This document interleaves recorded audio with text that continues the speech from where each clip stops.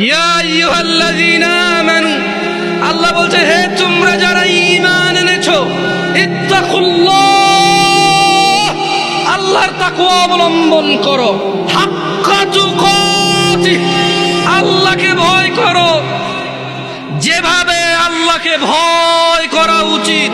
ওয়ালা তামুতুন, আর তোমরা মৃত্যুবরণ করিও না, ইল্লা ওয়া আনতুম মুসলিমুন, মুসলমান হওয়া ছাড়া তোমরা মরিও না।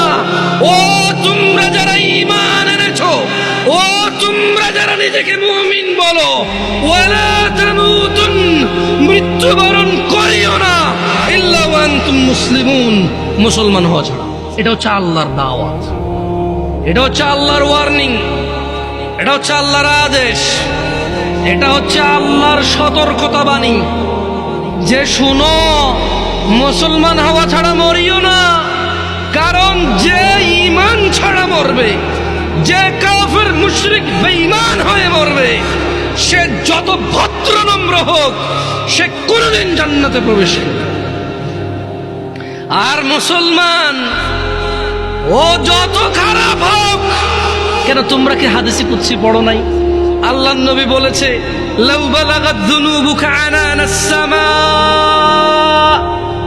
ও তোমরা কি হাদিসে কুদসিটা পড়ো নাই ছোট ভাই আমার, ও পর্দার ছোট বোন আমার, তোমরা কি শোনো নাই যে আল্লাহর নবী বলেছে, লাউ বালাগাত যুনুবুকা আনানাস সামা, তোমাদের গুনাহ যদি আকাশের মেঘমালা পর্যন্ত পৌঁছায়, সুম্মাস্তাগফারতানি, অতঃপর যদি আল্লাহকে বলো, ইয়া আল্লাহ আপনি আমাকে মাফ করেন, আল্লাহ বলছেন গফারতু লাক, তোমাকে মাফ করব, ওয়ালা উবালি, কারো পরোয়া করব না।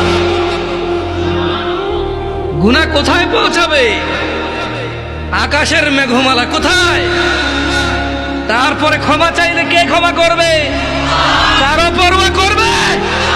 দরকার আছে উনি ক্ষমতা রাখে কিনা, খালাস হাদিসে কুদসি। তোমরা কি সূরা ফুরকান পড়ো না ভাই আমার? ওখানে কি আল্লাহ বলে নাই, ইল্লা মান তাব, অতঃপর যে তওবা করবে, ফিরে আসবে, ওয়া আমানা, ঈমান আনবে, ওয়া আমিলা আমালান সালিহা, ঈমান আনার পর কিছু ভালো কাজ কর্ম করবে, ফাউলাইকা ইউবাদদিলুল্লাহু সাইয়্যাতিহিম হাসানাত, আল্লাহ সমস্ত গুনাহকে নেকিতে পরিবর্তন করে দেবে। তোমার গুনাহগুলোকে আল্লাহ নেকিতে করার সক্ষমতা রাখে কিনা?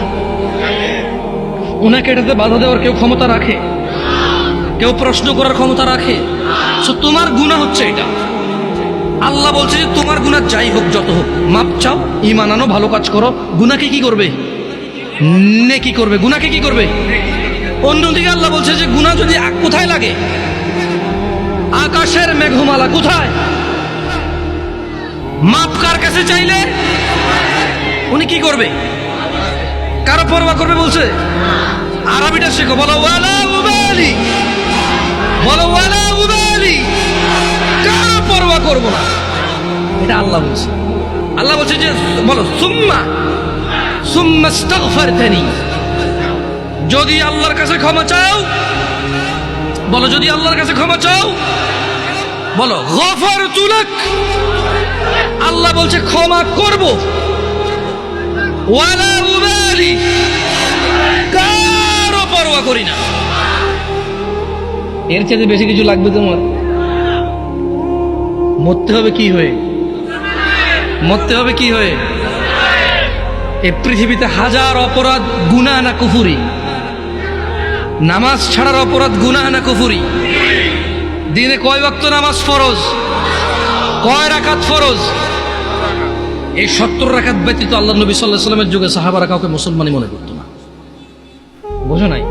সাহাবারা বলছেন যে মানে আল্লাহ নবীর যুগে সাহাবারা সাল্লাল্লাহু আলাইহি সাল্লাম কোন গুনাহকে কুফরি মনে করতো না, শুধু যে নামাজ ছেড়ে দিত, নামাজ ত্যাগের গুনাহকে তারা কি মনে করতো?